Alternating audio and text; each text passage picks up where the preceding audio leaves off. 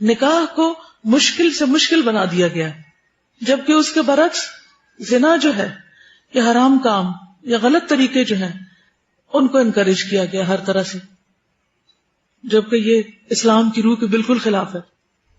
یعنی بچیوں کو عام طور پر لڑکوں کے ساتھ کھلم کھلا میل ملاپ کی اجازت ہوتی ہے اور ان کے ساتھ کام کاج کرنے کی، حجاب کی بھی کوئی خاص پابندی نہیں. تو حرام کاموں کے لیے راستے کھلے ہیں لیکن نکاح کے راستے بند ہیں.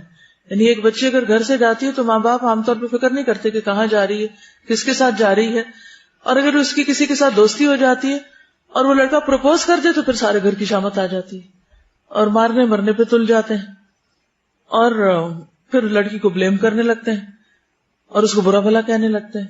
تو پہلے غلطی کس کی کہ آپ نے اتنی کھلی اجازت دی کہ وہ جا کے جس سے چاہے باتیں کرے اور جس سے چاہے دوستی لگائے، اور جب اس نے غلط کام شروع کر ہی دیا تو پھر اب آپ خمیازہ بھگتے اور وہ جیسا بھی ہے اسے قبول کرے.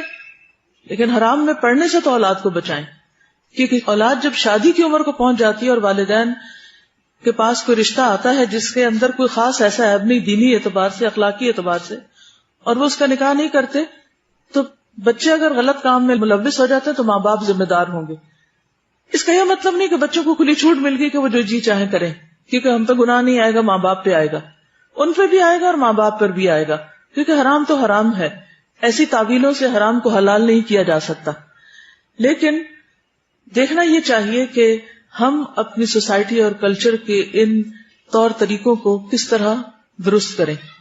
اور اس کی ایک بڑی وجہ ہے کہ چھوٹی چھوٹی باتوں پہ بعض اوقات خاندان والے ایک دوسرے سے ناراض ہو بیٹھتے ہیں. اگر کسی نے رشتہ پوچھا اور نہیں کیا تو اس پہ ناراض ہو گئے، اگر کسی کے گھر گئے تو مرضی کے مطابق خاطرداری نہیں ہوئی تو ان سے ناراض ہو گئے.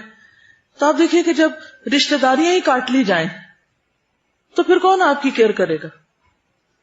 تو اس کے نتیجے میں کیا ہوا کہ لوگ لمبے چوڑے خاندانوں کے باوجود بھی آئسولیٹڈ ہیں اور اکیلے ہیں اور کوئی ایک دوسرے کو پوچھنے والا نہیں رہا. پھر کہتے ہیں کہ خون سفید ہو گیا. تو یہ سوچنا چاہیے کہ ریڈ سیلز ختم کیوں ہوئے اور اس کا علاج کیا ہے.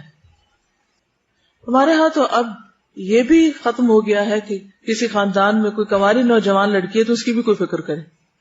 ایک وقت تک یہ بہت زیادہ، یعنی کہ فیملیز کے اندر یہ چیز بہت زیادہ تھی کہ اگر کوئی بچی جوان ہے تو سارا خاندان اس کی فکر کرتا تھا.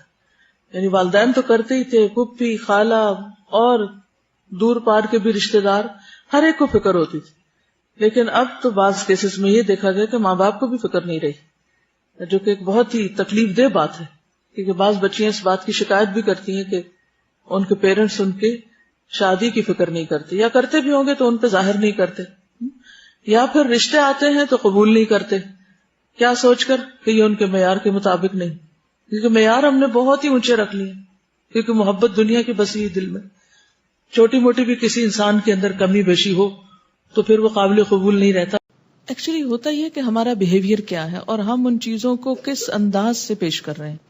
اگر آپ اس کو فطری چیز سمجھیں تو آپ کو کچھ بھی اس میں نہیں فیل ہوگا. پھر مثلاً ایک میڈیکل کا اسٹوڈنٹ جو ہے وہ جب ڈسیکشن شروع کرتا ہے، ٹھیک ہے، اس میں شروع میں بہت گھبراہٹ اور بہت پریشانی ہوتی، لیکن ایک ایک پارٹ، اور آپ دیکھیں کہ جو ہماری بچیاں کو ایجوکیشن میں پڑھتی ہیں وہاں تو عورت مرد سب مل کر ایک کام کر رہے ہوتے ہیں، اور وہاں تو کبھی کسی نے کہا کہ یہ بہت غلط کام کر رہے ہو آپ.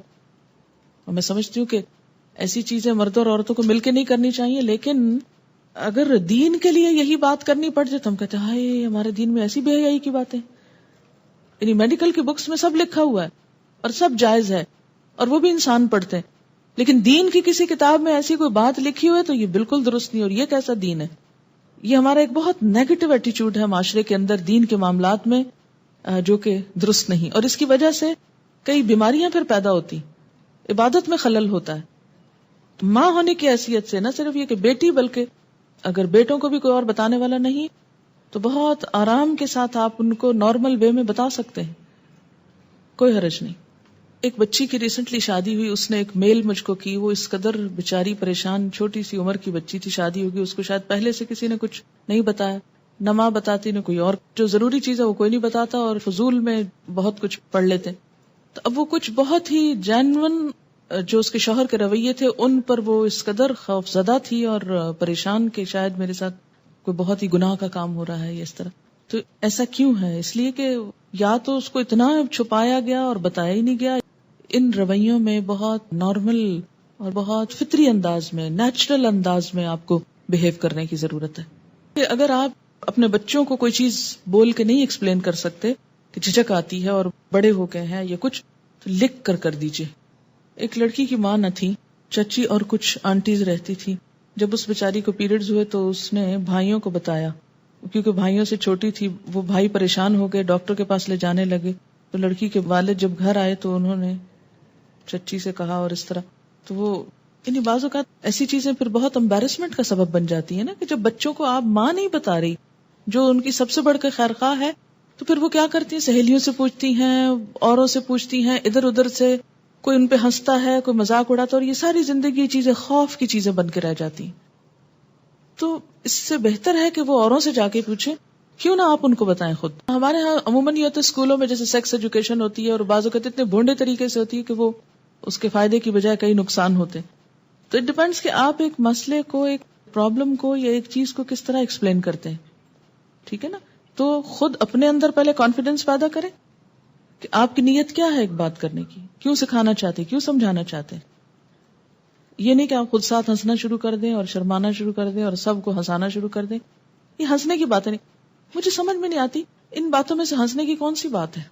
کسی مومن کا یہ مزاج ہی نہیں ہو سکتا کہ وہ ایسی باتوں میں نمبر ایک دلچسپی لے، یا ایسی باتیں مجلسوں میں عام طور پر بلا ضرور ڈسکس کی جائیں، یا ان کے نام زبان پر لائے جائیں. نہیں ہونا چاہیے. لیکن علم کی حد تک عمل کے لیے ان کا ذکر بھی ضروری ہے، کیونکہ یہ انسانی زندگی سے متعلق چیزیں.